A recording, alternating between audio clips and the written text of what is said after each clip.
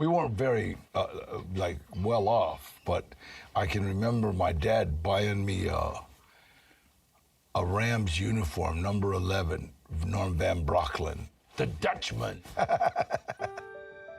The fabulous Dutchman, Norm Van Brocklin. Van Brocklin was awesome. He would always pull the game out right at the end.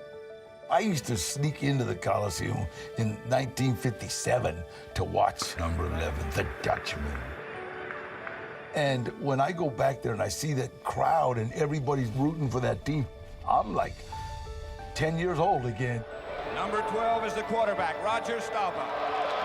The first pro football game I ever remember watching was Super Bowl 12. Roger goes deep across the middle, way downfield and caught, touchdown! So the next year is when I start watching it for real, and Dallas is my favorite team, and Roger Staubach is my favorite player, and the person who's your hero when you're 8 is your hero forever. You know, it's like it's never gonna change. To me, the Cowboys meant something beyond being a football team. Like, I really saw them as a reflection of what I wanted the world to be like. And Staubach was the kind of person I wanted to be in my life. I remember being in 6th grade, and I lived in Chicago, and family decided to move out to Georgia. It was right around the time that Michael Vick was everything in the city of Atlanta. There was never a quarterback like him. Even now. There's no catching, there was no stopping. You'd think it was a cheat code. I'm gonna give them all this, baby. I'm gonna give them all that. And there was just so much energy coming from the dome, and just knowing that it's right down the street even gave it more chills. And I didn't even understand much about football at the time, but I knew for a fact that Michael Vick was great at football. They can't stop him. Touchdown, Mike Vick! It wasn't the natural, traditional thing to even see a black, elusive, left-handed quarterback just take off. Go, Mike Vick! It was inspiring to the culture. We call it Chocolate City for a reason. And he was our black quarterback. That's everything that you could ever possibly want for the city of Atlanta. Who can make a play? I can. Who can make a play? I can. Well, I saw Jerry Rice play, but I didn't see it the way I saw Terrell Owens play. Seeing T.O. from the beginning to the end was like, you know, my Kobe versus my Michael Jordan. Terrell Owens, with his size and strength, there was no way you were going to stop him. That dude was amazing. Him to catch the ball, 5-yard slant. Catch by Owens, breaks the tackle. And he just break every tackle. Anytime he come across, it was like 1, 2, bye-bye. He is as close to being unstoppable as any receiver I've seen.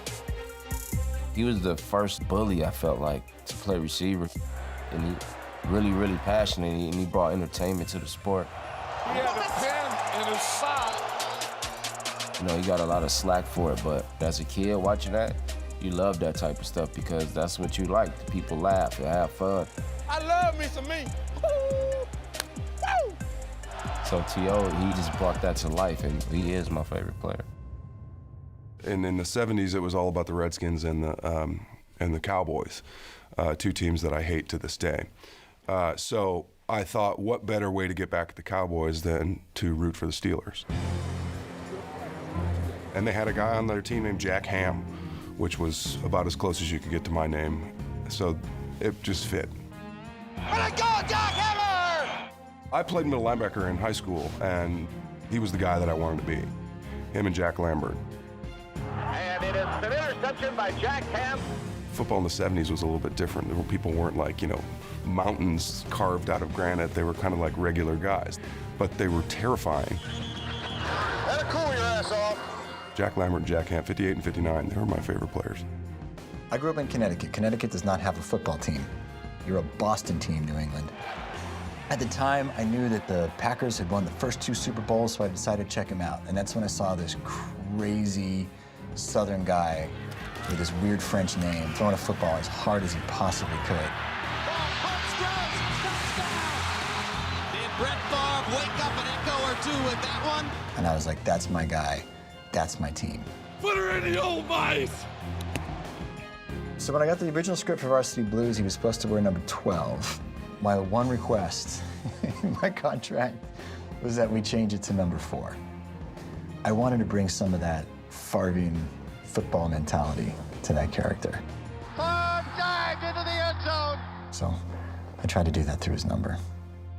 Let's get to the film and watch the football giants in 1960. I was a big Giant fan, and Mel Triplett was my favorite player. In the backfield, Mel Triplett does his bulldozing from the fullback spot. Beautiful blocking by Triplett, Stroud, and Dess. Ed Sutton drives for 34 yards. He wasn't like a major scoring threat or anything, but I just like, he was a tough guy. Triplett blocks, and Gifford opens a drive. Thought I could play like him, be the big running back. Of course, I was the long non-running back who ended up playing basketball. Here is the head of Triplett, and Triplett smashes it. And he wore number 33, and that's why I wore number 33. In 7th grade, we got new basketball uniforms at my grade school, and they had a number 33. I picked it, and from that point until the end of my career, was still wearing number 33.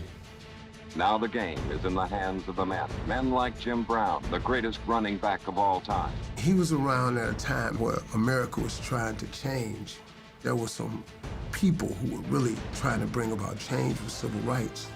And for him to be an athlete and get involved in it was like inspirational, because I thought, man, this is Jim Brown saying we got to stand up, stay together. That was Jim Brown out there on the front line, standing up for justice and saying, hey man, we got to get treated equal around here. That was incredible. See, my father made me understand it. He said, watch this man right here. He don't run out of bounds. You over there by that sideline, he gonna get some more. And when he got tackled, he said, watch how slow he get up. He would be the last person into the huddle. And my father taught me something. He said, you know what that is? Because he deliberate. He said, in life, just get up slow, because you're gonna have to pick yourself up a bunch of times. Ain't no need to rush it. I was just going like, wow, you know, you gotta look for a little black kid back in the 60s, man. You gotta go like, wait a minute, man, what's happening here?